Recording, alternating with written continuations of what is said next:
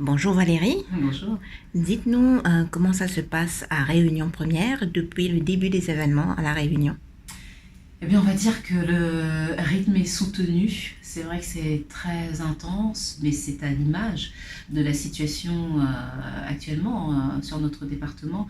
Nos équipes sont sur le terrain matin, midi, après-midi et soir, puisque les barrages se mettent en place très tôt le matin.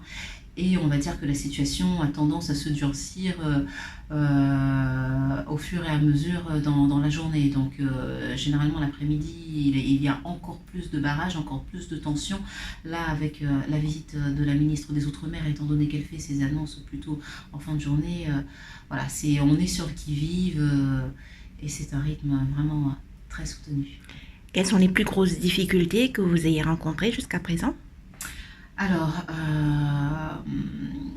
il faut être partout, et ça c'est normal, puisque c'est notre métier. Nous sommes une chaîne de service public, donc on essaie de donner un maximum d'informations à nos téléspectateurs. On essaie aussi de faire de la pédagogie, du décryptage, de ne pas être que dans les factuels, les barrages, et sans ne jamais donner de clés de compréhension à nos téléspectateurs. Donc ça, il faut donc savoir s'organiser et trouver différents angles pour nos reportages. Mais ce qui est compliqué, c'est qu'il faut savoir se frayer un chemin, puisque il y a des barrages, hein, vous l'avez vu vous-même, un peu partout, et à chaque barrage, on doit un peu montrer patte blanche, dire qui nous sommes, dire que nous sommes des journalistes, que nous faisons notre travail d'information et simplement cette mission d'information, que nous sommes neutres, que jamais nous prenons position pour ou pour les gilets jaunes ou pour l'État ou pour les politiques ou pour les forces économiques. Nous sommes neutres. Nous sommes tout simplement des journalistes. Il y a des faits, nous relatons les faits, nous décryptons, mais jamais nous nous permettons de faire un quelconque commentaire et de donner notre position. Et ça, parfois, et même souvent, on est obligé de refaire ce travail, de redire à ceux qui sont sur le terrain et qui parfois sont un peu dans la méfiance, et on peut comprendre pourquoi, mais il faut en permanence leur dire que voilà, on est juste là pour faire notre travail, faire preuve d'objectivité, de neutralité, et donc qu'il faut qu'on nous laisse travailler. Est-ce que vos équipes ou une de vos équipes a été malmenée pendant leur travail? L'un de nos confrères, l'un de nos collègues journalistes a été physiquement agressé lors d'une nuit de violence dans la ville du port. Il se rendait sur un incendie et il a été frappé. Son matériel a été volé.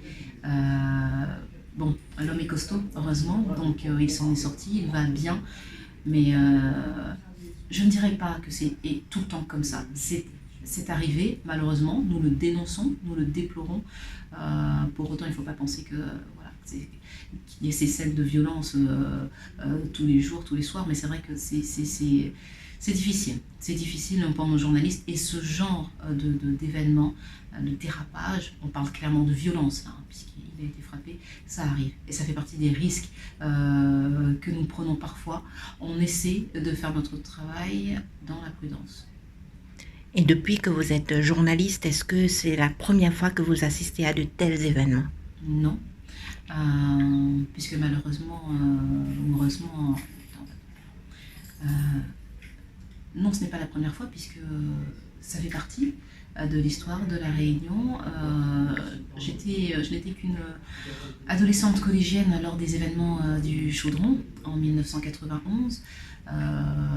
Et je veux dire que ce sont ces événements qui m'ont donné envie de devenir journaliste, justement, pour essayer de comprendre ce qui pouvait amener la population à se soulever. Ça a été l'un des déclics pour moi. Et depuis que je suis journaliste, effectivement, j'ai eu à plusieurs reprises l'occasion de couvrir ce type d'événements, des crises sociales, une fièvre sociale, un malaise dans notre société réunionnaise. Il ne faut absolument pas jeter la pierre à qui que ce soit. Il faut comprendre pourquoi ça se passe comme ça. On l'a bien vu dans ce mouvement des Gilets jaunes, il faut faire le distinguo entre les Gilets jaunes et les casseurs. ils ont des revendications à faire passer, des messages, des doléances, et ça fait partie de notre métier que d'expliquer tout ça. Ce sont des événements intenses, difficiles, c'est une crise que nous traversons, et il y en a eu d'autres dans le passé. J'ai pu couvrir toujours sur le quartier du Chaudron ou ailleurs. Aujourd'hui, ça fait 13 jours de blocage. L'histoire nous dira s'il y en aura d'autres, mais je pense qu'il y en aura d'autres tant que ces problématiques sociales et sociétales ne seront pas réglées. Je vous remercie, Valérie.